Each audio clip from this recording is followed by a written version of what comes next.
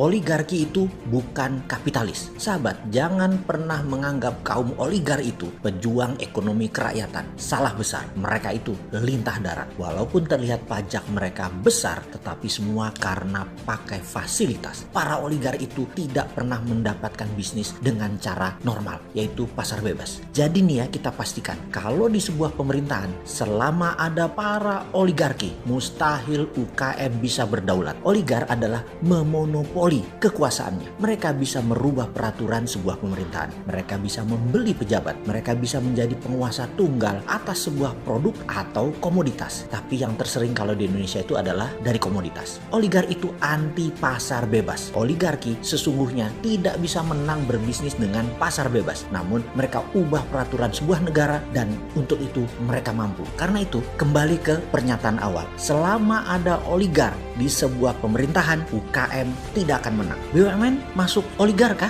Ya, pasti. Karena itu saya jauh-jauh hari kalau ini adalah prinsip saya pribadi. Yaitu saya mengatakan saya anti negara berbisnis. Karena itu pelanggengan oligarki. Dan itu anti ekonomi kerakyatan, anti UKM. Tidak mungkin sila kelima akan terjadi di Indonesia. Yaitu keadilan sosial bagi seluruh rakyat Indonesia. Tidak mungkin. Bullshit aja bisa nolong UKM, bisnis kerakyatan, namun masih ada BUMN dan oligarki swasta berkuasa. Itu adalah sebuah prank besar kalau ada pejabat mengatakan bisa mengangkat UKM dari tidur panjang selama ini untuk bisa bangun, berdiri, dan berlari menguasai dunia. Oligarki akan berusaha mematikan persaingan dan mematikan liberalisme pasar bebas. Bacanya adalah menggembosi dan membatasi UKM. UKM harus hilirnya mereka. UKM boleh bikin gerobak mie jutaan, tapi mie-nya dari mereka. Boleh punya warung bakso jualan, tapi dagingnya dari mereka. Boleh punya kafe, kopi ratusan ribu tumbuhnya, tetapi kopinya, gulanya dari mereka. Itu oligarki cara bekerjanya. Sisi lain, bank sesungguhnya adalah sistem kapitalis yang ditunggangi globalis dan oligarki. Kalau oligarki berkuasa di sebuah negara, maka globalis berkuasa di multinegara. Dan sama, globalis cabal ingin memonopoli. Contoh, WhatsApp, IG, dan Facebook. Pemiliknya sama. Google, Amazon, Microsoft bisa dikatakan penguasa mutlak di bidangnya. Walaupun tidak monopolistik sifatnya, namun oligopoli. Sedikit orang mengendalikan pasar tertentu. Microsoft sudah ratusan kali digugat di berbagai dunia dalam urusan bisnis memonopoli ini dan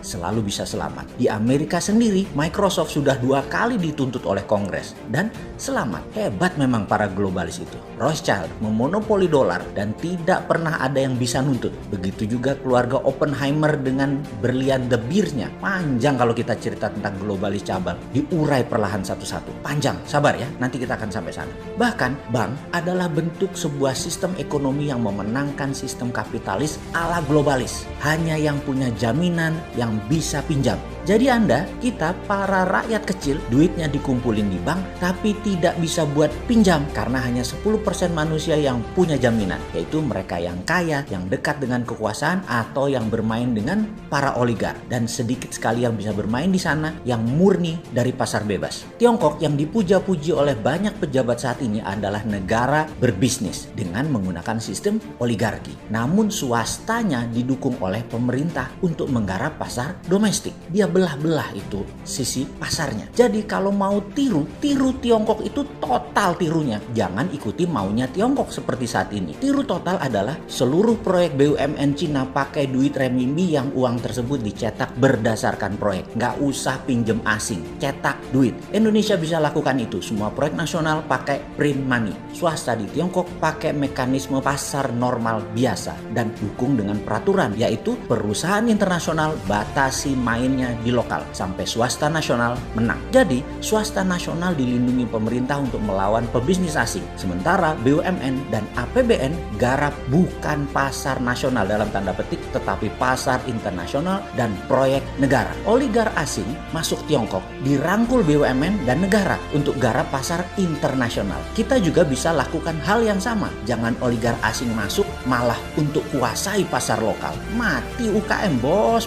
Bagaimana sih mimpin negara? Oke, informasi sekilas tadi sudah mulai terang benderang kan melihatnya. Wes ndang cepet dikerjain, ra usah kakean mikir ben ora ketok lemai. Apa perlu gua nih masuk got sekarang? Ntar pada panik lagi, nesu, marah-marah, kirim buzzer. Ya sudah, pakai aja idenya. Awas ya nggak dijalani, gua masuk gorong-gorong beneran nih.